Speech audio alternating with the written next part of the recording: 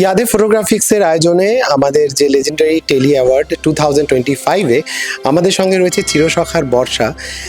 Out and out negative character যার, সে আজকে আমাদের সঙ্গে রয়েছে। আমাদের যারা আজকে আমাদের সঙ্গে যেসব মেকআপ আর্টিস্ট বা আর্টিস্টরা রয়েছেন তাদেরকে আরেকটু উৎসাহিত করার জন্য সৃঞ্জিনী রয়েছে আমাদের সঙ্গে। কেমন লাগছে বলো এখানে?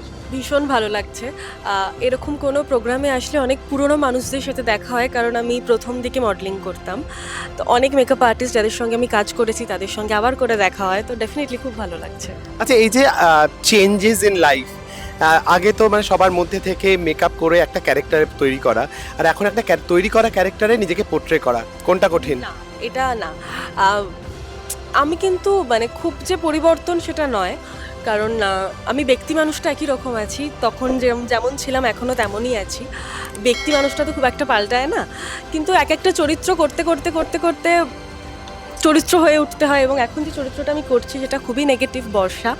নেগেটিভ মানে যেরকম হয় আর কি, কিন্তু বর্ষা আমার কাছে খুব কাছের একটা চরিত্র। বর্ষা আমার প্লে করতে খুব ভালো লাগে বর্ষাকে।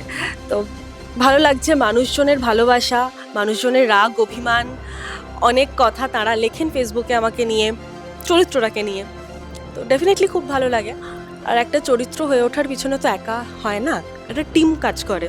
আমাদের টিমটা ভীষণ ভালো। চিরসখার টিমে আমাদের ডিরেক্টর যিনি রয়েছেন আমাকে ডিরেক্ট দেন, এবং যিনি চরিত্রটা তৈরি করেছেন, যার লেখায় চরিত্রটা তৈরি হয়, লীনাদি, তিনি সুযোগ দিয়েছেন, তাই আমি এটা প্লে করার সুযোগ পাচ্ছি। তো থ্যাংক ইউ প্রত্যেককে, কারণ একজন না থাকলে আরেকজন হয় না। তো এনারা না থাকলে বর্ষা তৈরি হতো না।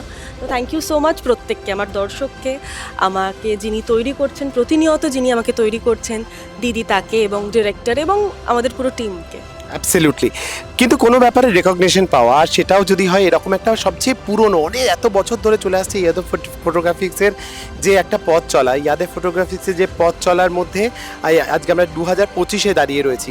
সেই মঞ্চে এসে আবার নিজেকে আরেকবার মানে কি বলবো, মানে অ্যাওয়ার্ড পাওয়া, এই ব্যাপারটা কেমন লাগছে বলো? খুবই ভালো লাগছে। কাজ আমি যেটা করতে ভালোবাসি, আমি অভিনয় করতে ভীষণ ভালোবাসি, এবং ভালোবাসার জন্য স্বীকৃতি পাচ্ছি, সেটা তো অবভিয়াসলি একটা ভীষণ ভীষণ ভীষণ ভালো লাগছে। বেশ। তো এই যে আমাদের যারা আরও আর্টিস্টরা রয়েছেন, বিইং মেকআপ আর্টিস্ট আর অভিনেতা অভিনেত্রী, এই জায়গায় দাঁড়িয়ে তুমি কতটা আমাদের এই ফিল্ডটাকে, অর্থাৎ তুমি যখন মডেল ছিলে সেই জায়গাটাকে কখনো মিস করো?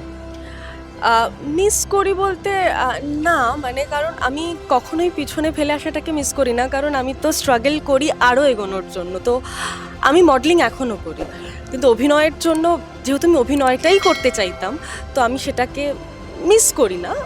ভালো লাগে আমি এখন যা করছি, এবং ভবিষ্যতে আমি যা করব সেটা ভালো লাগে আমার। তো না, সেক্ষেত্রে মিসটা ঠিক করি না, মানে আমি অভিনয় করতে চাইতাম সেটাই করছি, তো এই আর কি। মিসের জায়গা নেই, ক্যারি ফরওয়ার্ড করছি। হ্যাঁ, মানে আমি অতীতটাকে কখনোই ধরে বসে থাকি না, তো এগিয়ে যাওয়ার চেষ্টা করি। আর মডেলিং তো আমি আজও করি, কিন্তু মডেলিং আমি করতে চাইনি, আমি করতে চেয়েছিলাম অভিনয়। তো সেই আর কি। আর যাদের সাথে তখন কাজ করতাম তাদের সাথে আমি এখনও কাজ করি, সো মিস করার জায়গাটাতেই নেই। Absolutely right.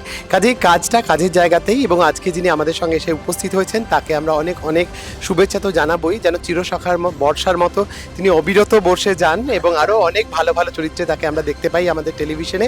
সেই সঙ্গে অনেক অনেক শুভেচ্ছা আমাদের ইয়াদে ফটোগ্রাফিক্সের তরফ থেকে, আমাদের লেজেন্ডারি অ্যাওয়ার্ড 2025-এর তরফ থেকে অনেক অনেক অনেক শুভেচ্ছা। Thank you so much Ranjini.